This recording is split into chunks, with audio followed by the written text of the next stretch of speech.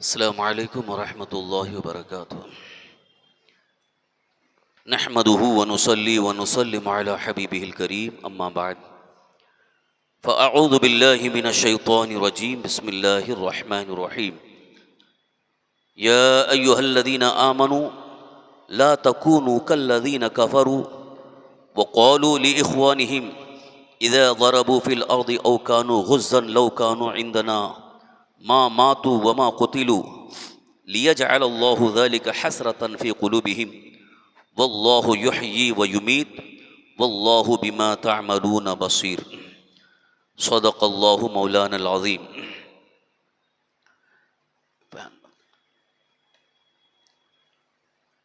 حضرات گرامی، درس کی شروعات سے قبل حصول برکت کے لیے آئیے اور آپ مل کر بڑے ادب و احترام اور خلوص و محبت کے ساتھ اپنے آقا و مولا حضور تاجدار مدینہ سرور کائنات ارواحنا فداہ صلی اللہ تعالیٰ علیہ وآلہ وسلم کی بارگاہ بقدس پناہ میں درود شریف کا نذرانہ پیش کر لیں۔ اللہم صلی وسلم علی سیدنا مولانا محمد معین الجود والکرم وعلی آلہ واصحابہ بارک وسلم صلاۃ و سلام علیک یا رسول اللہ صلی اللہ تعالیٰ علیہ وسلم۔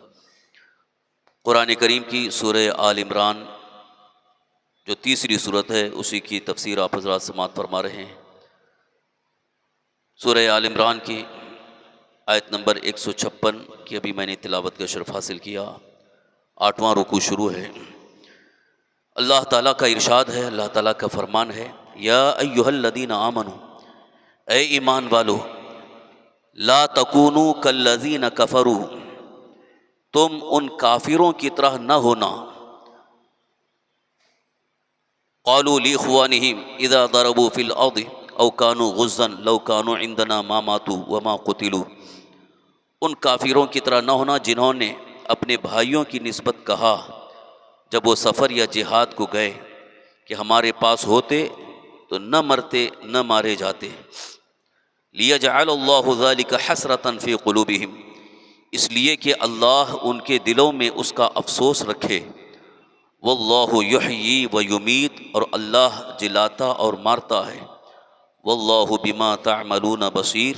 اور اللہ تمہارے کام دیکھ رہا ہے۔ یہ قرآن کریم سورہ آل عمران کی آیت نمبر 156 کا میں نے آپ کے سامنے ترجمہ کنز الایمان سے پیش کیا۔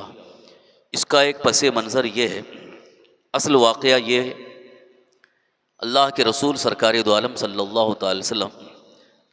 جب غزوہ احد کے لیے، جنگ احد کے موقع پر صحابہ کو لے کر کے نکلے، تو اس وقت مدینہ منورہ سے جب حضور صلی اللہ علیہ وسلم کے ساتھ صحابہ نکلے تو بیچ راستے میں پہنچ کر کچھ لوگ ساتھ چھوڑ دیے اور واپس نکلنے لگے۔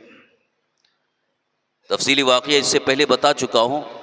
کہ جنگ احد جو دوسری جنگ ہوئی، پہلے جنگ بدر ہوئی، اس کے بعد دوسری جنگ احد، کہ اس کے متعلق تو سب کا فیصلہ، اکثر کا فیصلہ یہ تھا کہ مدینے سے باہر نکل کر کے یہ جنگ لڑی جائے، کیونکہ حضور صلی اللہ علیہ وسلم نے پہلے صحابہ سے مشورہ کیا کہ مدینے میں رہ کر کے یہ جنگ لڑی جائے یا مدینے سے باہر۔ تو اس وقت جو منافقین کا سردار تھا، جس کا نام ہے عبداللہ بن ابی ابن ابی سلول، یہ تھا منافق، لیکن حضور صلی اللہ علیہ وسلم اور صحابہ کے ساتھ مل کر کے رہتا تھا۔ قرآن کریم میں ان کے بارے میں واضح کر دیا گیا کہ یہ مومن نہیں ہیں، ایمان والے نہیں ہیں، لیکن اپنے آپ کو مومن ظاہر کرتے تھے۔ تو ان کا سردار تھا عبداللہ ابن ابی ابن ابی سلول۔ تو یہ مشورے میں کہتا ہے کہ نئی مدینے میں رہ کر کے جنگ لڑی جائے، حالانکہ اس وقت تک اس کا منافق ہونا ظاہر نہیں تھا، سب صحابہ کے درمیان تھا، اپنے آپ کو مسلمان ظاہر کرتا تھا، سب مسلمان سمجھتے تھے۔ تو مشورے میں یہ بھی تھا، تو اس کا مشورہ یہ تھا کہ یہ جو جنگ لڑی جائے گی، کفار جو آ رہے ہیں، ہم یہیں مدینے میں رہ کر کے جنگ لڑیں گے۔ لیکن صحابہ میں اکثر، یعنی حضرت ابو بکر صدیق رضی اللہ عنہ، حضرت عمر فاروق اعظم رضی اللہ عنہ، حضرت مولا علی رضی اللہ عنہ، کئی صحابہ نے یہ کہا کہ نہیں، مدینے میں رہ کر کے نہیں، بلکہ مدینے سے باہر نکل کر کے احد کے میدان میں جنگ لڑی جائے۔ حضور صلی اللہ علیہ وسلم نے بھی اسی مشورے کو قبول فرمایا، اور آپ کی بھی رائے یہی تھی کہ مدینے میں رہ کر کے نہیں بلکہ مدینے سے باہر نکل کر کے یہ جنگ لڑی جائے۔ تو مدینے سے نکلے تیاری کے ساتھ، تو وہ بھی چونکہ اس کا مشورہ مانا نہیں گیا، اس کا اصل مقصد یہ تھا کہ مدینے میں رہ کے لڑیں گے تو دشمن کا جیسے حملہ ہو جائے گا تو ہم اپنے گھر میں چھپ جائیں گے، وہی ہے، اور میدان میں لڑیں گے تو چھپ کے بھاگ نہیں سکتے، تو وہاں تو ماریں گے، مرنا پڑے گا، تو اس لیے موت کے ڈر سے، خوف سے وہ مدینے میں رہ کر کے جنگ لڑنے کا مشورہ دے رہا تھا، مگر اس کا مشورہ ٹھکرایا گیا، قبول نہیں کیا گیا۔ حضور صلی اللہ علیہ وسلم و صحابہ نکلے تو وہ بھی مجبوراً ساتھ میں ہوا، مدینے سے جب نکلے تو ساتھ ہوا، لیکن بیچ راستے میں ابھی احد پہنچنے میں کچھ فاصلہ ہے، وہیں سے اس نے کہا کہ نہیں ہمارا دل نہیں چاہ رہا، واپس نکلا۔ تو اس کے ساتھ جتنے تھے تقریباً 300 لوگ تھے، وہ سب اس کے ساتھ ہو گئے اور چلے گئے، اور ان کے جانے کی وجہ سے صحابہ کرام کے دلوں میں تھوڑا سا ایک خوف ہوا کہ ہماری تعداد کم ہو گئی، لیکن ان کا جانا ہی خیر اور بہتر تھا، کیونکہ وہ منافق تھے، اور وہ ویسے بھی وہ میدان جہاد میں آ کر کے لڑتے نہیں تھے، پیٹ پھیر کر کے بھاگنے والے تھے، پہلے ہی وہ نکل گئے۔ تو جب وہ نکل گئے تو ادھر جن صحابہ کو تھوڑی سی تشویش ہو رہی تھی، پھر اللہ تبارک تعالیٰ نے ان کے دلوں میں ڈھارس بندھائی، اللہ نے انہیں ہمت عطا فرمائی، اور پھر حضور صلی اللہ علیہ وسلم نے بھی ان کو بہت ہمت دلائی کہ اللہ مددگار ہے، لہٰذا تمہیں ڈر اور خوف کرنے کی ضرورت نہیں، اللہ کی مدد تمہارے ساتھ ہوگی۔ تو پھر وہ ہمت سے، حوصلے سے گئے، لیکن جو جنگ کا نقشہ سامنے آیا وہ میں نے اس سے پہلے آپ کو بتا دیا کہ پہلے حملے میں تو کافروں پر غالب آ گئے تھے، لیکن چھوٹی سی ایک غلطی کی وجہ سے جو حضور صلی اللہ علیہ وسلم نے فرمایا تھا کہ وہاں سے ہٹنا نہیں، جن لوگوں کو حضور نے مقرر فرمایا تھا وہاں سے وہ ہٹے، دشمن ادھر ہی سے آ گئے، تو دوبارہ جو ان کا حملہ ہوا اس کی وجہ سے صحابہ زخمی ہو گئے اور شہید بھی ہو گئے، 70 صحابہ شہید ہوئے اور اس میں کافی زخمی ہو گئے۔ تو اس موقع کو وہ کیا سمجھ رہے ہیں، اب وہ عبداللہ ابن ابی یہ کہنے لگا کہ دیکھو ہمارا مشورہ مانے ہوتے تو قتل نہیں ہوتے، مارے نہیں جاتے، زخمی نہیں ہوتے، لہذا ان کو جانا نہیں چاہیے تھا، اور ہم لوگ نہیں گئے، ہم بچ گئے۔ یہ اپنی واہواہی کے لیے لوگوں کے درمیان بیٹھ کر کے یہ سنا رہا ہے کہ دیکھو ہمارے مشورے کو قبول کیے ہوتے تو موت نہیں آتی، یعنی مرتے نہیں اور جان بچ جاتی۔ تو اللہ تعالیٰ نے اس کے رد میں یہ آیت نازل فرمائی، اللہ تعالیٰ نے ایمان والوں سے فرمایا کہ تم ان کافروں کی طرح نہ ہونا جو یہ کہہ رہے تھے کہ اذا ضربوا فی الارض، جب تم سفر میں گئے تو یہ کیا کہہ رہے تھے کہ نہیں گئے ہوتے تو مارے نہیں جاتے۔ اللہ تعالیٰ نے ارشاد فرمایا کہ یہ تمہارے دلوں میں حسرت رہے گی، لیکن یاد رکھو زندگی اور موت اللہ کے قبضہ قدرت میں ہے۔ تم یہ سمجھتے ہو کہ ہم اپنے گھروں میں بیٹھ رہیں گے تو ہم کو موت نہیں آئے گی، ارے تم کو بھی تو موت آئے گی، ایک نہ ایک دن تمہیں مرنا ہی ہے۔ تو یہ سوچنا کہ ہمارے نہ جانے کی وجہ سے ہم بچ گئے تو یہ تو بہت بڑی بے وقوفی ہوئی، بلکہ وہ جو چلے گئے اور اللہ کی راہ میں جہاد کرتے ہوئے شہید ہو گئے، ان کے درجے تو اللہ نے بہت بلند فرما دیے۔ اللہ تعالیٰ نے ان کے لیے ارشاد فرمایا وَلَا تَقُولُوا لِمَنْ يُقْتَلُ فِي سَبِيلِ اللَّهِ أَمْوَاتٌ بَلْ أَحْيَاءٌ وَلَكِنْ لَا تَشْعُرُونَ، جو اللہ کی راہ میں شہید کیے گئے انہیں مردہ مت کہو، وہ زندہ ہیں، اور اللہ تعالیٰ نے انہیں جو زندگی عطا فرمائی ہے اس حیات کو تم سمجھ نہیں سکتے ہیں۔ تو ان کا درجہ تو بلند ہو گیا، اور یہ مریں گے تو کفر کی حالت میں مریں گے تو ان کو تو کچھ بھی نہیں، نہ دنیا ہے نہ آخرت ہے، دونوں طرح سے وہ خسارے میں ہیں۔ جو منافق جو اپنی جان بچا کر کے آ گئے وہ ہر اعتبار سے خسارے میں ہیں، نقصان میں ہیں، اس لیے کہ انہیں نہ دنیا ہاتھ آئی نہ آخرت ہاتھ آئی، اس لیے خسرت دنیا والآخرہ فرمایا گیا۔ تو یہ آیت منافقین کے رد میں اللہ تعالیٰ نے نازل فرمائی، اور یہاں صاف طور پر اللہ تعالیٰ نے ارشاد فرمایا لا تکونوا کالذین کفروا، اے ایمان والو تم ان کافروں کی طرح نہ ہونا۔ تو یہاں سے ایک خاص پیغام یہ ملا، ایک ذہن یہ ملا، ایک فکر یہ ملی کہ جو کافروں کی سوچ ہے وہ ہماری سوچ نہیں ہونی چاہیے۔ ہم مومن ہیں، ہم ایمان والے ہیں، ہماری سوچ اللہ اور اس کے رسول کی رضا کے مطابق ہونا چاہیے۔ کافر تو صرف دنیا دیکھ رہے ہیں، ان کی نظر میں صرف دنیا ہے، دولت ہے، اقتدار ہے، ظاہری عزت ہے، بس وہی ان کی نظر میں ہے، آخرت ان کی نظر میں کچھ نہیں ہے۔ اللہ تعالیٰ کی طرف سے کیا فیصلہ ہے، اللہ تعالیٰ کا حکم کیا ہے، اور مرنے کے بعد کیا ہوگا، اس کے متعلق ان کو تو کچھ بھی نہ خیال ہے، نہ اس کے متعلق ان کا عقیدہ ہے۔ اور ہمارا تو یہ عقیدہ، یہ اسلامی بنیادی عقیدوں میں سے ہے کہ ہمیں تو آخرت کی تیاری بھی کرنی ہے، آخرت کی فکر کرنی ہے، صرف دنیا نہیں کہ دنیا سے جانے کے بعد قبر کی منزل بھی ہے، اور پھر جب میدان محشر قائم ہوگا، میدان محشر میں حساب کتاب ہوگا، وہ بھی آخرت میں سے ہے، اور پھر اللہ کا جو فیصلہ ہوگا اس فیصلے کے مطابق جو مومن نیکوکار ہوں گے، اللہ تعالیٰ ارشاد فرماتا ہے ان الابرار لفی نعیم، جو بے شک نیک لوگ ہیں ایمان والے وہ جنت کی نعمتوں میں ہوں گے، وَإِنَّ الْفُجَّارَ لَفِي جَحِيمٍ، اور جو فاجر ہوں گے، کافر ہوں گے، وہ جہنم میں ہوں گے۔ تو ہمارے لیے تو اللہ کا یہ فیصلہ سب سے بہتر ہے۔ دنیا تو ہمارے لیے دارالعمل ہے، جیسا کہ آپ کو کئی بار بتا چکا ہوں کہ اللہ کے حبیب سرکار دو عالم صلی اللہ علیہ وسلم نے ارشاد فرمایا الدنیا سجن المومن، یہ دنیا مومن کے لیے قید خانہ ہے، جیل کے مانند ہے، قید میں ہے۔ یعنی قید یہ ہے کہ ابھی ہمیں دنیا میں صرف اور صرف اللہ اور اس کے رسول کی رضا کے مطابق اپنی زندگی گزارنا ہے، اپنی خواہش کے مطابق نہیں ہے۔ خواہش کے مطابق بھی گزارنے کی اجازت ہے وہاں تک جب تک کہ شریعت اجازت دے رہی ہو۔ شریعت مصطفیٰ میں، اسلامی احکام میں جو چیز ناجائز ہے، حرام ہے، گناہ ہے، اس کی اگر خواہش ہے تو اس خواہش کی تکمیل کی اجازت نہیں ہے، بلکہ آپ کو حکم یہ دیا جائے گا کہ آپ شریعت کے مطابق اپنی خواہش بھی شریعت کے مطابق بنا لو، تو تمہاری خواہش بھی پوری ہوگی اور اللہ کے حکم پر عمل بھی ہوگا۔ یہ نہیں کہ ہماری خواہش گناہ کی ہو رہی ہو تو یہ گناہ کی خواہش اور گناہ کی آرزو اور فسق و فجور کی تمنا یہ ہمارے لیے نہ دنیا میں بہتر ہے نہ مرنے کے بعد بہتر ہے۔ دنیا میں بھی اس کا خسارہ ہے، جیسا کہ بہت سارے لوگ یہ سوچتے ہوں گے کہ ہم اپنی خواہش کے مطابق دنیا میں جو کچھ کرنا ہے کر لیں گے، مرنے کے بعد بھی دیکھا جائے گا۔ وہاں کی آخرت کی سزا کے بارے میں علم ہے، احساس ہے، لیکن اس کی طرف توجہ نہیں ہے، اور صرف یہ سوچتے ہیں ارے دنیا تو ہماری اچھی گزر جائے گی، حالانکہ آخرت میں جو سزا ہے وہ تو بڑی سزا ہے، لیکن دنیا میں بھی ان گناہوں کی سزا یہ ہوگی کہ انسان کو کبھی دلی سکون مل ہی نہیں سکتا۔ جو فسق و فجور میں کافروں کے جیسے فسق اور فجور یعنی گناہوں میں زندگی گزارنا چاہے، وقتی طور پر اسے لذت ملتی ہے، لیکن اس کا وبال بڑا خطرناک ہوتا ہے،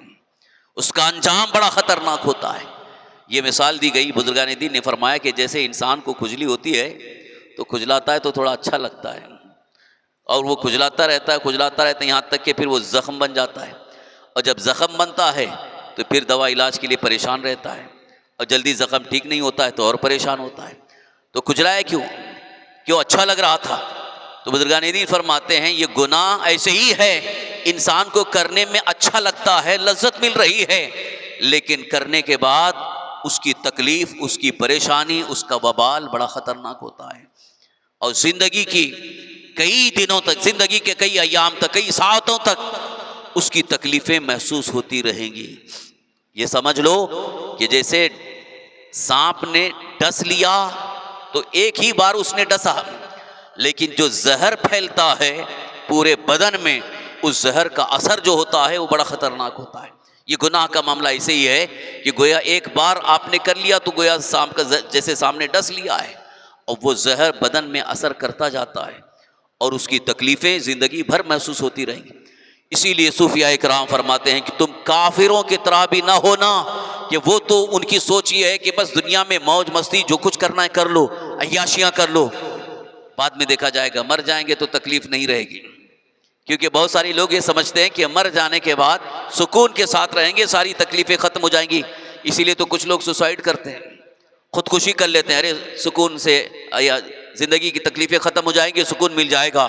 حالانکہ جو سوسائڈ کر لیتے ہیں، خودکشی کر لیتے ہیں، مرنے کے بعد ان کی تکلیفوں میں اور اضافہ ہو جاتا ہے، تکلیفیں اور بڑھ جاتی ہیں. لہذا یہ سمجھنا کہ ہم دنیا میں جو کچھ موج مستی عیاشی گناہ کر لیں اور پھر مر جائیں گے تو ہم کو سکون مل جائے گا، نہیں، بلکہ مرنے کے بعد سے عذاب کا سلسلہ اور بڑھ جائے گا. اس لیے اس دنیا کی زندگی کو بہتر بنا لو. اگر دنیا کی زندگی تمہاری بہتر ہو گئی تو مرنے کے بعد، انتقال کے بعد جو وہ زندگی ہے وہ اور بہتر ہوگی، اس میں اور سکون ہوگا، اور نعمتیں اللہ تعالیٰ عطا فرمائے گا. کیونکہ اللہ تعالیٰ کا فرمان علی شان، اللہ تعالیٰ کا وعدہ بھی ہے، من عمل صالحا من ذکر او انثى وهو مؤمن فلنحینہ حیاتا طیبہ. جو بھی نیک عمل کرے، اچھا عمل کرے، چاہے مرد ہو یا عورت، لیکن وہ مومن ہو، ایمانی حالت میں ہو، ایمان کی فکر کے ساتھ اچھی زندگی گزارے، تو اللہ تعالیٰ ارشاد فرماتا ہے ہم اس کو اور اچھی زندگی جلائیں گے، یعنی اس کی زندگی بھی بہتر کریں گے، اور انتقال کے بعد اس کے لیے اور اس کے درجات بھی بلند فرمائیں گے، اور ساتھ ہی ساتھ قبر میں راحت بھی ہوگی. یہی وجہ ہے اولیاء اللہ آج بھی اپنی قبروں میں بڑے سکون کے ساتھ سو رہے ہیں. اعلیٰ حضرت نے بڑے بہترین انداز میں یوں عرض کیا ہے، خاک ہو کر عشق میں آرام سے سونا ملا. خاک ہو کر عشق میں، یعنی عشق رسول میں ڈوب کر جو ہم نے اپنی دنیاوی زندگی گزاری، بظاہر ہم خاک ہو گئے، یعنی قبر میں چلے گئے، لیکن عشق رسول میں ڈوب کر حضور کی اطاعت و فرما برداری کرتے ہوئے اگر ہم قبر میں گئے ہیں، خاک ہو کر عشق میں آرام سے سونا ملا. وہاں جانے کے بعد آرام ملے گا. جان کی اکسیر ہے الفت رسول اللہ کی. تو حضور صلی اللہ علیہ وسلم کی سچی محبت میں، حضور سرور کائنات صلی اللہ تعالی وسلم کی اطاعت اور فرما برداری کرتے ہوئے اگر ہماری زندگی گزرتی ہے تو یہ زندگی بھی بہتر ہوگی، اور موت کے بعد کی جو زندگی ہے وہ بھی بہتر ہوگی. اسی لیے اللہ تعالیٰ نے ارشاد فرمایا، لا تکونوا کالذین کفروا، اے ایمان والو تم میرے محبوب کے غلام ہو، میرے محبوب سے تمہیں ایک خاص نسبت حاصل ہو چکی ہے ایمان کی، لہذا تم کافروں کی طرح مت ہونا. کافروں کی طرح ان کے نقش قدم پر نہ چلنا، ان کے مزاج کے مطابق وہ جو چل رہے ہیں اس طرح سے تم نہ چلنا، بلکہ تمہارے لیے سب سے بہترین عمل اللہ کے رسول صلی اللہ علیہ وسلم کی زندگی پاک ہے. اللہ تعالیٰ ارشاد فرماتا ہے، لقد کان لکم فی رسول اللہ اسوۃ حسنہ، تمہارے لیے رسول اللہ صلی اللہ علیہ وسلم کی زندگی سب سے بہترین نمونہ ہے. سیرت رسول صلی اللہ علیہ وسلم کو اپنا لو، حضور صلی اللہ علیہ وسلم کے طریقے کے مطابق زندگی گزارو. اس میں عافیت ہے، سکون ہے، عزت ہے، اور اللہ کی بارگاہ میں مقبولیت بھی ہے. اللہ تعالی ہم سب کو سرکار مدینہ صلی اللہ تعالی وسلم کی سیرت پر عمل کی توفیق عطا فرمائے، اور تمام گناہوں برائیوں سے بچنے کی توفیق عطا فرمائے. یا اللہ یا رحمان یا رحیم یا ذا الجلال والاکرام یا بدیع السماوات والارض، یا اللہ اپنے حبیب صلی اللہ تعالی وسلم کے صدقے طفیل ہم سب کی مغفرت فرما. یا اللہ ہمارے صغیرہ کبیرہ تمام گناہوں کو معاف فرما. یا الہ العالمین یا رحم الراحمین، یا اللہ ہم میں جو بھی بیمار ہیں انہیں شفاء کاملہ عاجلہ نصیب فرما، صحت و عافیت و تندرستی عطا فرما. یا اللہ ہم سب کی تمام پریشانیاں دور فرما، تمام مشکلات آسان فرما، تمام مصیبتوں کو دور فرما، ہر قسم کی آفت و بلا سے محفوظ فرما، دشمنوں کے شر سے، حاسدین کے حسد سے محفوظ فرما. یا اللہ ہماری روزی میں، روزگار میں، عمر میں خیر و برکت عطا فرما، رزق حلال میں وسعت اور برکتیں عطا فرما. یا اللہ ہمیں ماہ رمضان المبارک کے پورے روزے رکھنے کی توفیق عطا فرما، صحت و عافیت و تندرستی عطا فرما کہ رمضان المبارک کے روزے بھی رکھ سکیں اور مکمل عبادات ریاضات بھی کر سکیں. یا اللہ ہماری نمازیں، روزے، ذکر و اذکار، اوراد و وظائف، تمام عبادتیں اپنی بارگاہ میں قبول فرما. یا اللہ ہمیں تیرے حبیب صلی اللہ علیہ وسلم کی شفاعت نصیب فرما، ایمان پر زندہ رکھ، ایمان ہی پر خاتمہ نصیب فرما. اللہم ربنا آتنا فی الدنیا حسنۃ وفی الآخرۃ حسنۃ وقنا عذاب النار. اللہم ربنا تقبل منا انک انت السمیع العلیم وتب علینا انک انت التواب الرحیم. قال اللہ تبارک وتعالی فی شان حبیبہ الکریم، ان اللہ وملائکتہ یصلون علی النبی یا ایہا الذین آمنوا صلوا علیہ وسلموا تسلیما. اللہم صل وسلم علی سیدنا مولانا محمد معید الجود والکرم وعلی آلہ وصحبہ بارک وسلم. صلاۃ وسلام علیک یا رسول اللہ صلی اللہ تعالی علیہ وسلم. سبحان ربک رب العزت عما یصفون وسلام علی المرسلین والحمد للہ رب العالمین. جیسا کہ میں نے کہا تھا کہ نماز کے چند مسائل بیان کریں گے، لیکن وقت زیادہ ہو چکا ہے. انشاءاللہ اب یہ ہمارا درس تفسیر رمضان المبارک میں فجر کی نماز کے بعد ہوگا، اور روزانہ ظہر کی نماز کے بعد مسائل کا درس ہوگا، نماز، روزہ، زکوٰۃ، حج وغیرہ کے مسائل، یہ بعد نماز ظہر بیان کیے جائیں گے. آپ حضرات اس میں بھی شریک ہونے کی سعادت حاصل کریں. السلام علیکم.